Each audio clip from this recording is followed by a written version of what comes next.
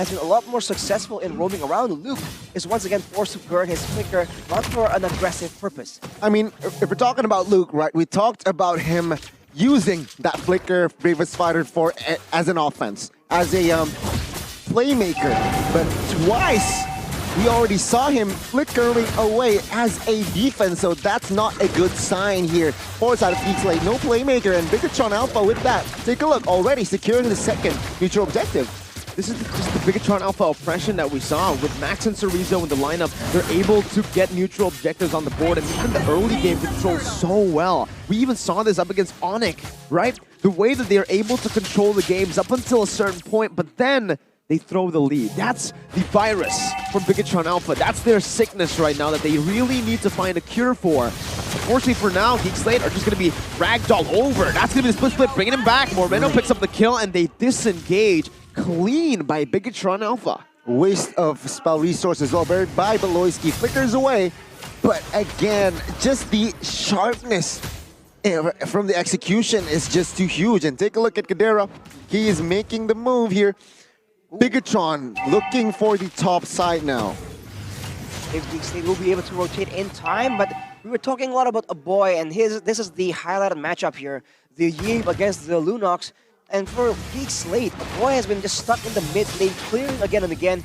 He hasn't been able to move around because of the threat coming in from Key and Max, right? If he missteps in the jungle just a bit, he can get completely run down, and he's running a flicker. So if he gets chased down by a Martis, by a Grok as well, he can't purify the crowd control, and he cannot outrun that Martis either. So he is just out of options until later on in the game. The first structure in the game has been taken down. Bigatron Alpha winning that first blood in the structure, top bot side.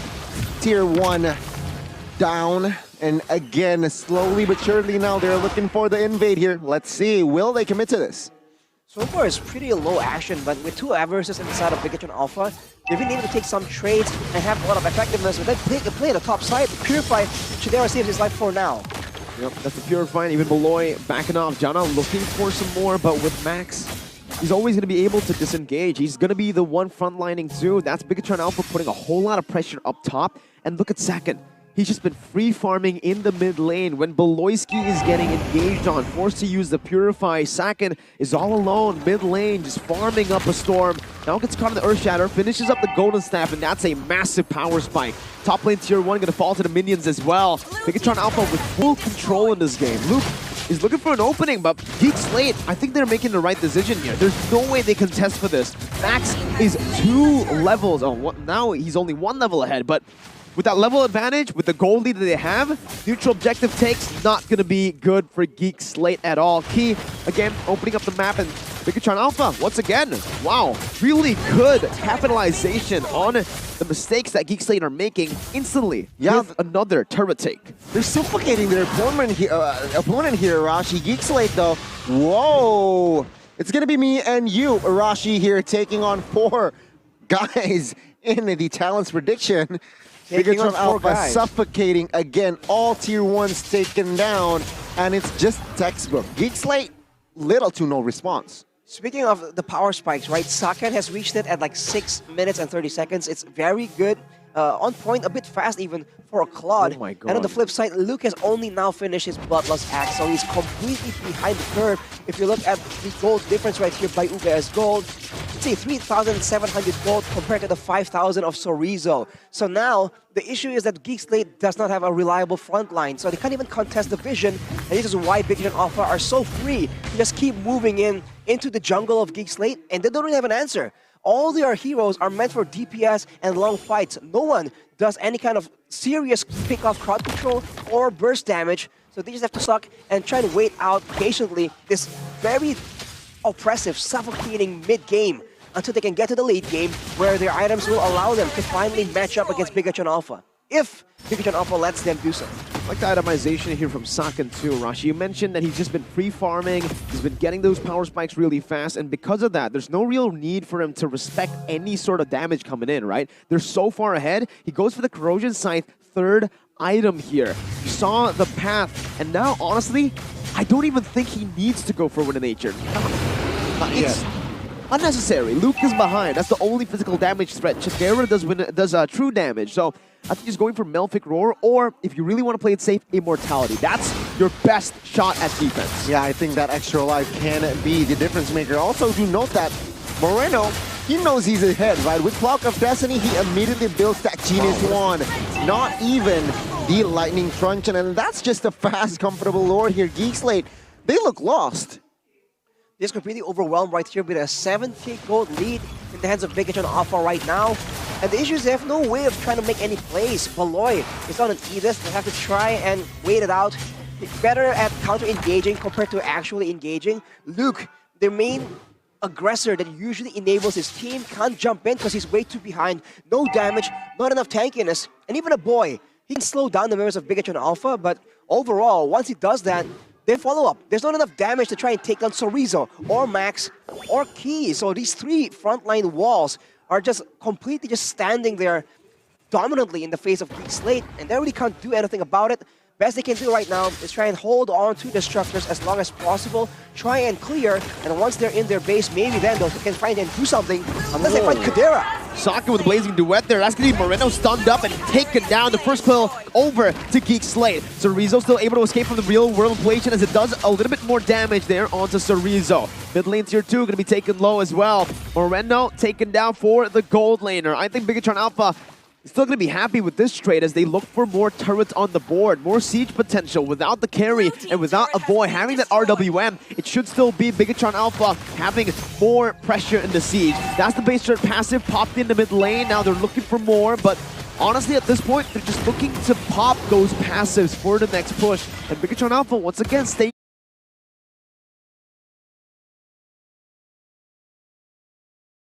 disciplined. They've learned from their mistakes. They're no longer biggest throw with this lineup. Ooh, 11 minutes in though. Still quite early here.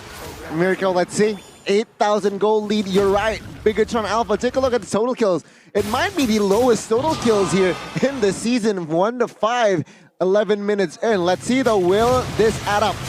Chorizo with a slam pass combo. That's a 3-man knockup, and Sakin jumps in with blazing duet, but T gets caught. Geek Slate with that counter attack. It's only Bigatron Alpha losing Key, but again, they have to be very careful. This is where the Bigatron Alpha Season 11 virus comes to play, man, in the base. During this base defense, I mean, keep in mind, it is 12 minutes, so Geek Slate are behind, but they are getting some of the items. And it's important to take a look at a boy, because he is one of the main tools that Geek Slate has right now. He has the glowing one, I believe, and against all these beefier members, they're able to shrug off a lot of the damage. But once the game keeps rolling, once more items gets built up, Chidera has built-in percentage HP damage in his kit, and with the glowing one, a boy is now relevant in the damage department. So Bigatron Alpha has to be a lot more careful. And so far, as you mentioned, Mirko, they are still maintaining discipline, but Geek Slate just found like an inkling of hope there and a chance to try and get a winning fight against Bigatron Alpha. I mean, earlier, right, it was Sakin, Max, and as well as Chorizo in that top 3 damage dealt. So it's clear that these lineup, this composition is just heavy duty. Bigatron now looking for the zone out. Will they commit to this Lord? Geek Slate, again, they are not able to do anything. There are, no contest whatsoever. There's no real need for them to contest, because if they contest, it's a them gamble. taking a very big gamble, a very bad gamble at that, right? The risk is too much, and Geek Slate are playing it really safe. They're very safe investors, is what it looks like right now. They're just missing out on every single chance to fight back. That's gonna be the Magic Sentry popped in.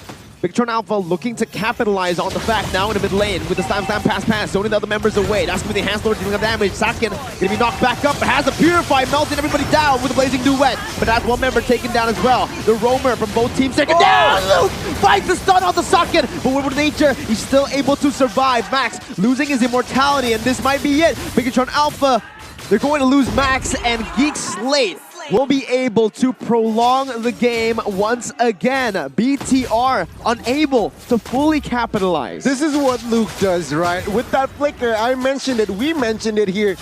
You use the flicker as an offense. If you use it as a defense, Luke It's just, yeah, you can't do anything. And there you go. The Flicker Bravest Fighter finally connecting on towards the Bigatron side. They have a lot more counter-engage in their composition. Let's take a look at the replay. In the beginning, Bigatron went for the giant. It's a very aggressive 5-man conceal. They jump in for the play, but they get punished afterwards because, like I mentioned, there's so many more counter-engage tools available for Geek. Slate.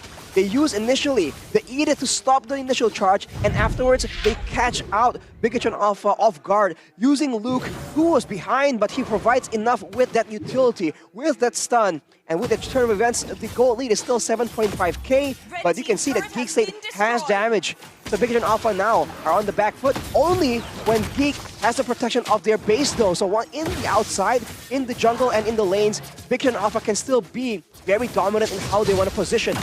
I swear, it's so weird every single time. Bigatron Alpha, they get such a massive gold lead, 10k Arashi. I mean, the item speaks for itself, but again, when they have the lead, when they have the Lord, they don't utilize the waves properly. They pushed in with one wave with the Enhanced Lord. Sure, if it was an Evolved Lord, you can go for that one straight push, one lane with the buffs that the Evolved Lord gives you, but with the Enhanced Lord, I'm failing to understand why they didn't go for the 3-wave push that's already built up. I mean, the side waves were slow pushing. Those were stacked up minion waves. Yeah, not a good sign. I mean, take a look at the damage dealt now. It was 3 members from instead of Bigatron, Boy, and Kadera catching up here. Again, Arashi, Kadera already build more items, almost full items, and he is on his way to Athena. So Geek Slate, they have equalized technically.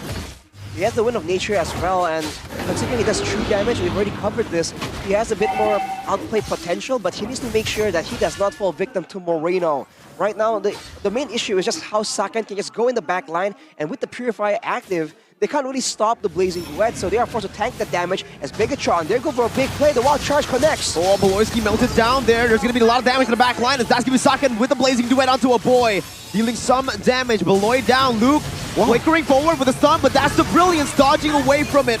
Moreno still in the midst. Jana going to be caught and taken down by Macth as that's the Decimate. Bigatron Alpha, do they look for an N angle or they look for the Enhanced Lord? Without the minion waves here, it seems like they are going to set their sights on ending this game. 8k gold lead, Chidera and a boy still alive. RWM not up just yet. Keen now with a barrier, trying to force them out. Moreno with a flicker, but that's going to be when Truncheon responded back into it. Wild charge, perfectly timed. Moreno 1 HP, but Chidera, they're all going to be ignoring him as they go for the base. And Bigatron Alpha secure game 1. What a game from Bigatron Alpha. Textbook and very, very clear. Almost there. Almost. They quote-unquote threw the game. But again, Geek Slate with the, I guess, the slow response. Luke flickering on towards a 4-member